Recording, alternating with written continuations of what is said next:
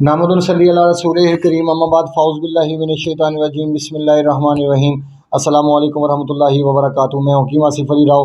آج کا جو موضوع ہم ترتیب دے رہے ہیں وہ سودا اور سفرہ، یعنی سودا اور سفرہ دونوں بالکل ڈیفرنٹ چیزیں ہیں، دونوں مختلف آرگن کے ساتھ تعلق ہے۔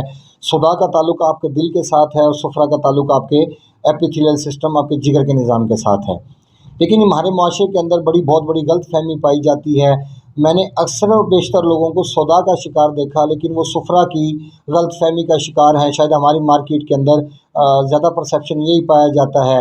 اگر کسی انسان کے اندر سودا موجود ہے اور سودا اپنی حد سے زیادہ تجاوز کرتا ہے، تو سودا کا جب تجاوز کر جائے گا، اپنی حد سے زیادہ تجاوز کرے گا، تو یہ آپ کے مسکولر سسٹم کو شدید دباؤ میں لے جائے گا، جو کہ بے چینی کا احساس کروائے گا۔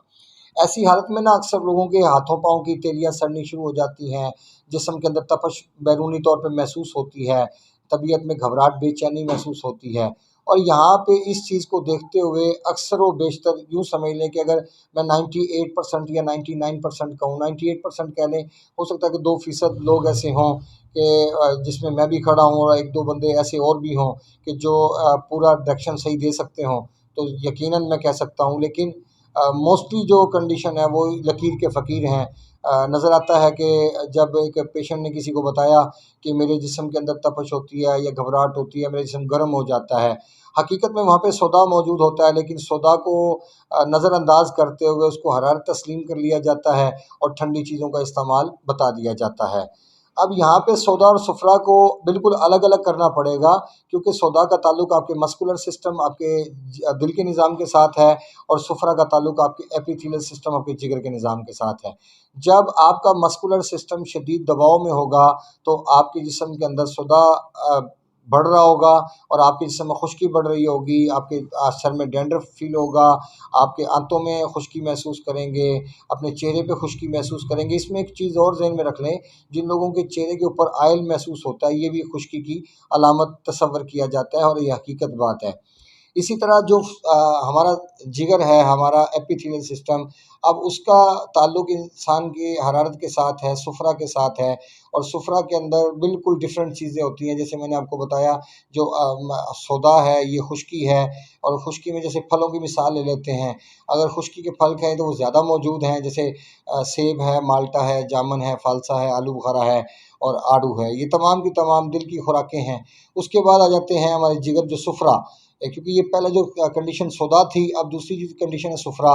اس کے اندر جو چیزیں ہمارے سامنے موجود ہیں وہ جیسے پپیتا ہے، خربوزہ ہے، آم ہے، اس کا تعلق انسان کے ایپیتھیلیل سسٹم کے ساتھ، اور یہ سفرہ کو پیدا کرتے ہیں، اور جبکہ جو پہلی کنڈیشن بتائی وہ سودا کو پیدا کرتے ہیں۔ اب آپ جسم میں سودا ہوگا تو آپ کو سفرہ کی ضرورت ہوگی۔ اگر آپ کی جسم میں سفرہ ہوگا، حرارت بڑھ چکی ہوگی، تو آپ کو رطوبات یعنی ٹھنڈک کی ضرورت پڑے گی۔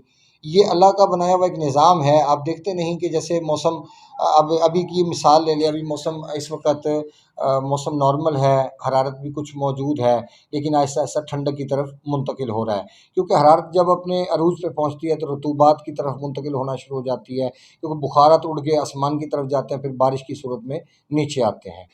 اب یہی چیز سردیوں کے اندر نہیں ہو پاتی، جو ابھی بخارات اڑنے والا اور جذب ہونے والا سلسلہ یہ سردیوں میں اتنا تیزی کے ساتھ نہیں ہوتا جو گرمیوں میں ہوتا ہے۔ کیونکہ گرمیوں میں جب ہیٹ بڑھتی ہے تو ابھی بخارات اڑ کے زمین سے وہ آسمان کی طرف ٹریول کرتے ہیں، اور پھر بادلوں کے ذریعے بارش ہوتی ہے۔ اسی طرح اگر دیکھتے ہیں آپ سفرہ، حرارت کی بات کر رہا ہوں، کہ جیسے جیسے موسم گرم ہوتا جائے تو پھر وہ رطوبات کی طرف منتقل ہوتا ہے، اور جیسے جیسے رطوبات بڑھتی جائے تو خشکی کی طرف منتقل ہوتی ہیں، کیونکہ آگے دیکھیں گے جیسے جیسے موسم میں ٹھنڈک بڑھتی جائے گی پھر ساتھ ہی خشکی میں اضافہ ہونا شروع ہو جائے گا، اور جب خشکی اپنے عروج پہ پہنچے گی تو وہ حرارت کی طرف منتقل ہو جائے گی، اور جب حرارت اپنے عروج کی طرف پہنچے گی تو وہ رطوبات کی طرف منتقل ہو جائے گی۔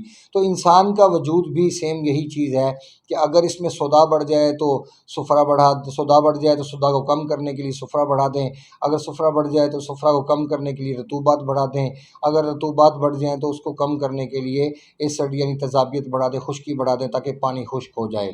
یہ ایک پورا چکرویو ہے جو اللہ رب العزت نے بنایا ہوا ہے، اور اگر اس کو سمجھنے کی کوشش کریں گے آپ تو یقیناً آپ تمام مسائل کے حل نکال سکتے ہیں۔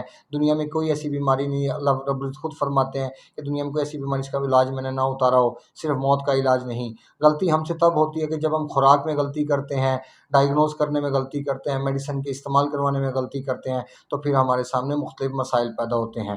اور سودا اور صفرا میں آخری ایک نشانی واضح طور پہ میں آپ کو بیان کر دوں۔ سودا سے ہمیشہ رنگت ایک حد تک پنک ہونے کے بعد بلیک ہونا شروع ہو جاتی ہے۔ اس میں زبان کا کلر اکثر بلیک بھی سائڈوں سے ہو جاتا ہے اور وائٹ بھی ہو جاتا ہے سینٹر میں سے۔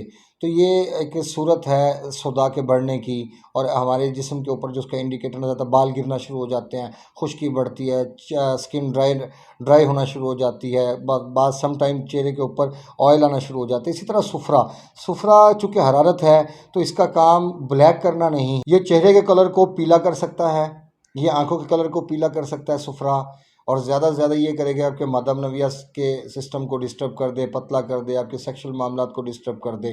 اس میں کوئی بہت بڑی قسم کی سویئر کنڈیشن کی چیزیں ہمارے سامنے نہیں آتی، کیونکہ صفرا کا تعلق ہمارے جگر کے ساتھ ہے۔ اگر جگر فعال ہے تو گرمی بڑھ جانے کی صورت میں اس کو کم کرنا بہت آسان ہو جاتا ہے، لیکن اگر جگر میں گرمی کم ہو جائے تو یہ دنیا کا مشکل ترین کام ہے کہ اس کی حرارت کو بحال کیا جا سکے، کیونکہ پیشنٹ اس کنڈیشن کے اندر بہت زیادہ عمل کرنے کی صلاحیت نہیں رکھتا، اور وہ جلد باز ہے۔ چونکہ انسان جلد باز ہے اس لیے وہ فوری طور پہ نتائج چاہتا ہے، لیکن چونکہ یہ ایک نظام ایسا ہے کہ جس میں انسان کے بیمار ہونے میں بھی وقت لگتا ہے اور انسان کے ٹھیک ہونے میں بھی وقت درکار ہوتا ہے۔